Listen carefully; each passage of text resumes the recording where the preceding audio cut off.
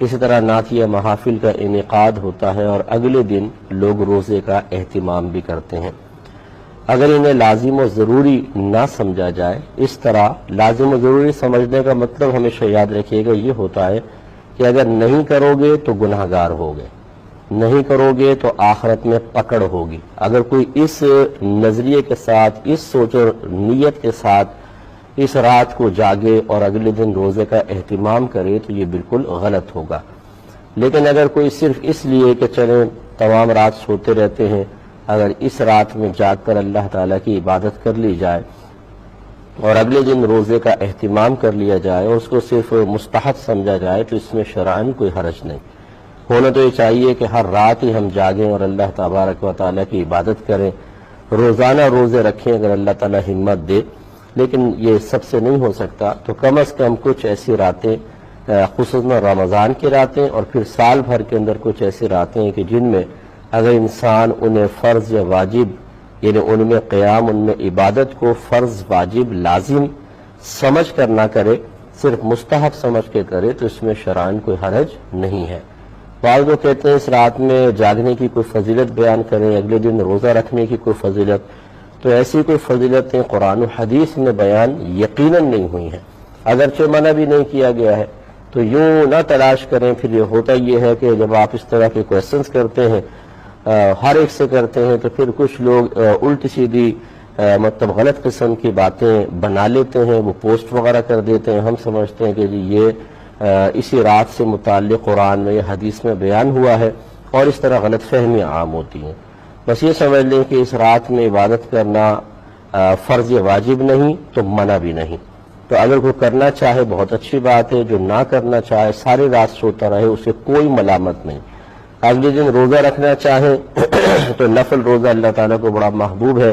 میرے آقا صلی اللہ علیہ وسلم نے ارشاد فرمایا جو اللہ تعالیٰ کی رضا کی خاطر ایک روزہ رکھے تو وہ جہنم سے اتنا دور کر دیا جاتا ہے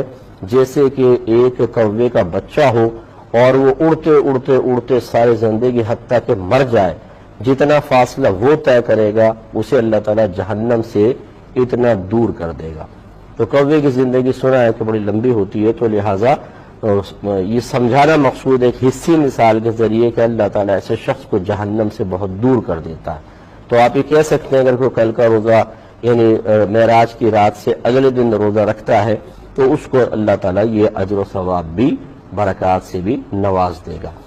بعض لوگ معراج میں جو نبی کریم صلی اللہ علیہ وسلم نے اپنی چشمان ظاہری سے اللہ تبارک و تعالیٰ کا دیدار کیا، اس کا انکار کرتے ہیں۔ اس کا انکار کرنا کیسا؟ دیکھیں، چونکہ دیدار الہی احادیث سے ثابت ہے، حضرت ابن عباس رضی اللہ تعالیٰ عنہ کی روایت کے مطابق سرکار نے 2 مرتبہ اللہ تعالیٰ کو ظاہری آنکھوں سے اپنے دیکھا ہے، تو چونکہ حدیث میں ہے تو اس کا اگر کوئی انکار پرٹیکولر اس حدیث کا انکار کر دیتا ہے تو معاذ اللہ اس کو کافر تو نہیں کہیں گے، اس کو زیادہ زیادہ آپ یہ کہہ سکتے ہیں کہ چونکہ جمہور علماء کا مذہب یہی ہے کہ نبی کریم صلی اللہ علیہ وسلم نے اپنی چشمان ظاہری سے اللہ تعالیٰ کو دیکھا، تو ان کی مخالفت کی وجہ سے یہ تھوڑا سا گمراہ ہے، لیکن اس میں کوئی شدت سختی کرنے کی حاجت نہیں ہے۔ اور یہ جو روایت پیش کرتے ہیں کہ سیدہ عائشہ صدیقہ رضی اللہ تعالیٰ عنہا نے فرمایا کہ جس نے یہ کہا کہ نبی کریم صلی اللہ علیہ وسلم نے اپنے رب کو دیکھا، اس نے بہت بڑا جھوٹ باندھا، کیونکہ کوئی آنکھ اللہ تبارک و تعالیٰ کو نہیں دیکھ سکتی، لا تدرکہ الابصار۔ پھر وہ آیت سیدہ عائشہ صدیقہ رضی اللہ تعالیٰ عنہا نے پڑھی، تو اس حدیث کو پیش کرتے ہیں کہ دیکھیں سیدہ عائشہ تو منع کر رہی ہیں۔ سوال یہ پیدا ہوتا ہے کہ سفر معراج کب ہوا تھا، اور اس وقت سیدہ عائشہ صدیقہ رضی اللہ تعالیٰ عنہا کی عمر مبارکہ کتنی تھی، ذرا یہ بتائیے۔ تو اس وقت تقریباً آپ 3 سال یا 4 سال کی ہوں گی، اتنی چھوٹی عمر تھی۔ دوسری بات یہ ہے کہ نبی کریم صلی اللہ علیہ وسلم نے اگر اس رویت کا اپنی زبان سے انکار کر کے سیدہ عائشہ صدیقہ رضی اللہ تعالیٰ عنہا کو بتایا ہوتا، تو جب آپ سے پوچھا گیا کہ کیا سرکار نے اللہ تعالیٰ کو دیکھا، اور جواب میں سیدہ عائشہ نے فرمایا کہ جس نے ایسا کہا اس نے جھوٹ کہا، تو وہ فوراً اس حدیث کو پیش کرتی ہیں کہ مجھے تو خود نبی کریم نے بتایا کہ ایسا نہیں ہوا، ایسا نہیں ہوا، بلکہ انہوں نے اپنے قیاس، اپنے اجتہاد سے ایک آیت سے استدلال کیا ہے کہ دیکھیں اللہ تعالیٰ فرماتا ہے کوئی آنکھ اس کو نہیں دیکھ سکتی، لہذا معلوم ہوا کہ سرکار صلی اللہ علیہ وسلم نے دیدار نہیں کیا ہے۔ یہ ہے آپ کا اپنا اجتہاد، اپنا قیاس، جبکہ ابن عباس رضی اللہ تعالیٰ عنہما جو حدیث بیان کر رہے ہیں وہ نبی کریم صلی اللہ علیہ وسلم سے سن کر اور آپ کی طرف منسوب کر کے بیان کر رہے ہیں۔ تو جب ایک طرف ایک صحابی کا قیاس اور اجتہاد اور ایک طرف حدیث ہو تو حدیث کو فوقیت ہوتی ہے۔ پھر سیدہ عائشہ صدیقہ رضی اللہ تعالیٰ عنہ تو ویسے چھوٹی، اور پھر گھر میں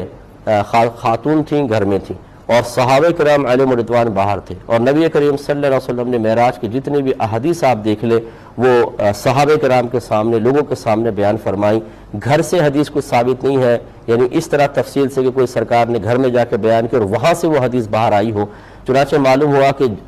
سیدہ عائشہ صدیقہ رضی اللہ تعالی عنہا کے سامنے وہ حدیث نہیں بیان ہوئی ہے، آپ اپنے قیاس سے کہہ رہی ہیں، جبکہ ہمارا عمومی قیاس یہ کہتا ہے کہ جب صحابہ کرام کے سامنے بیان کی تو چونکہ وہ انہوں نے سنا اور صحابہ کے مابین، مردوں کے مابین ہی سرکار نے کلام فرمایا تو ان کی گواہی زیادہ معتبر ہوگی۔ پھر اگر آپ تھوڑا سا نظر عمیق سے دیکھیں تو ان دونوں اقوال میں، دونوں چیزوں میں کوئی تفاوت نہیں، کوئی ٹکراؤ نہیں، کوئی اختلاف نہیں، کوئی تنافی نہیں ہے۔ وہ اس طریقے سے کہ ادراک جو ہے، ادراک اس کا مطلب ہوتا ہے احاطہ۔ جو یہ آیت کہہ رہی ہے کہ لا تدرکہ الابصار، کہ اللہ تعالیٰ